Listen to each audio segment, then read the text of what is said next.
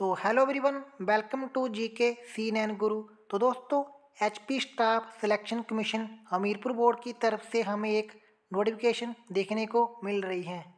तो जो IT post code 817 की रिगार्डिंग तो आप देख सकते हैं।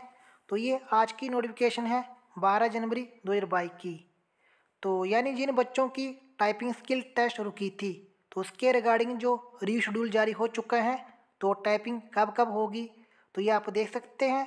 तो ये टाइपिंग पोस्टपोन की गई थी 26 सितंबर 2021। तो इसकी जो अब न्यू डेट आ चुकी है, टाइपिंग कब कब होगी 1 फरवरी 2022 से।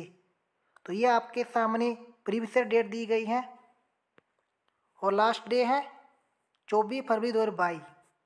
दोस्तों, अपनी टाइपिंग को कंटिन्यू रखिए और जो आपके जो टाइपिंग स्किल टेस्ट के एडमिट कार्ड हमीरपुर बोर्ड की ऑफिशियल वेबसाइट पर आपको प्रोवाइड करा दी जाएंगे।